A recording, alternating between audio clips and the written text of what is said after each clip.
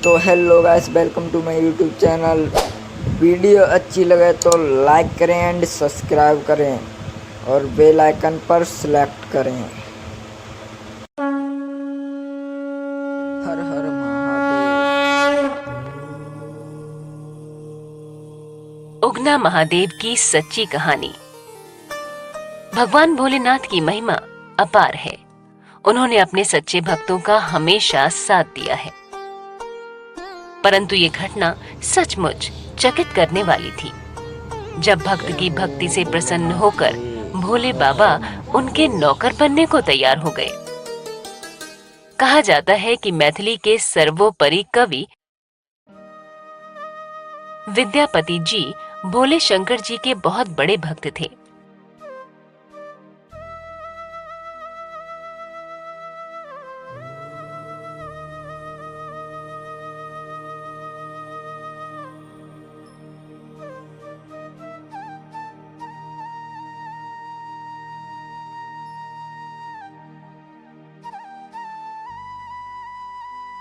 उनकी भक्ति से भोलेनाथ इस तरह प्रसन्न हुए कि वे नौकर के रूप में विद्यापति के साथ रहने को भी तैयार हो गए।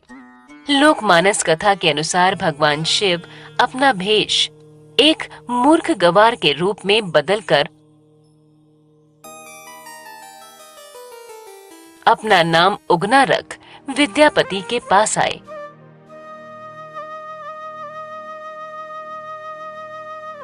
और उनसे नौकरी पर रखने के लिए प्रार्थना करने लगे। विद्यापति जी ने कहा, भला मैं इतना सक्षम कहाँ हूँ जो तुम्हें नौकरी पर रख लूं। परंतु जब उन्होंने काम के बदले केवल 2 वक्त का भोजन मांगा, तब कवि महोदय मना नहीं कर पाए। उगना के यहाँ काम करते करते धीरे धीरे विद्यापति के विश्वासी बन गए।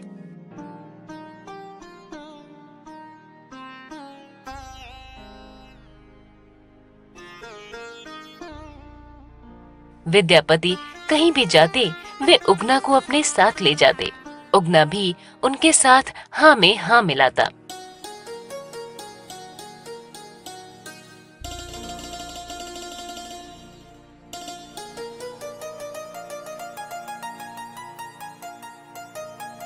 एक समय की बात है, विद्यापति को राज दरबार में जाना था।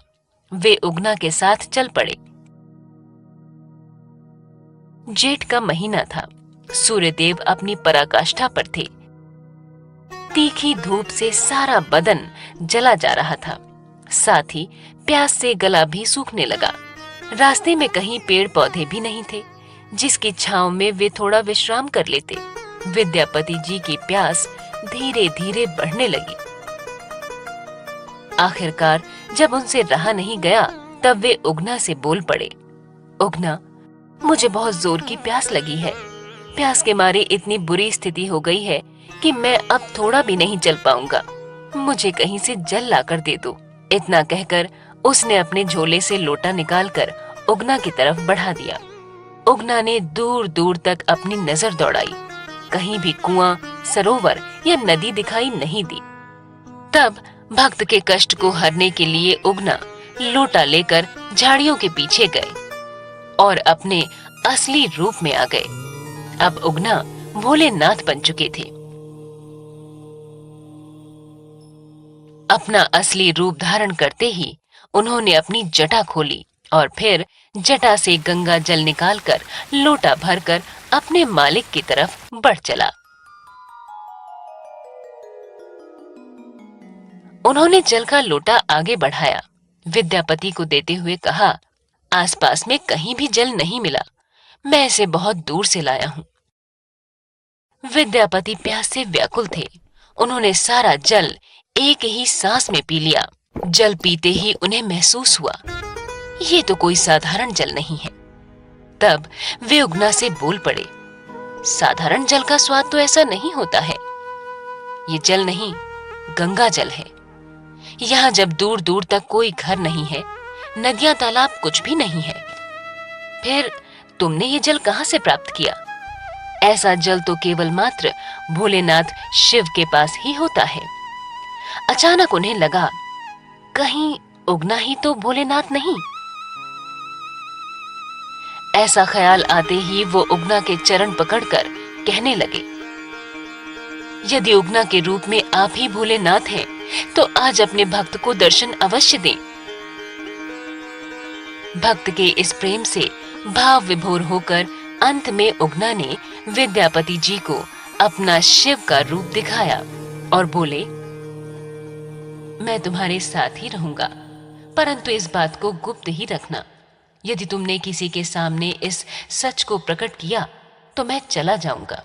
इतना कह शिव जी पुनः उगना के रूप में आ गए। एक दिन विद्यापति की पत्नी सुशीला ने उगना को कोई काम करने के लिए कहा। उगना को काम करने में कुछ देर हो गई, जिस कारण सुशीला क्रोधित हो गई और नीचे रखे झाड़ू को उठा उगना को झाड़ू से मारने लगी। उगना झाड़ू की मार खा ही रहे थे कि विद्यापति की नजर उन पर पड़ी और अपनी पत्नी सुशीला को डांटने लगे, लेकिन सुशीला झाड़ू से उगना को मारती रही।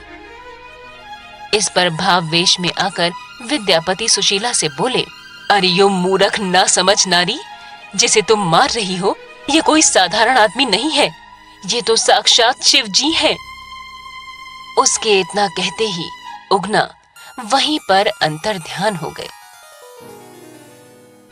तब विद्यापति बहुत दुखी हुए और वो भोलेनाथ को पागलों की तरह ढूंढते हुए इधर उधर भटकने लगे।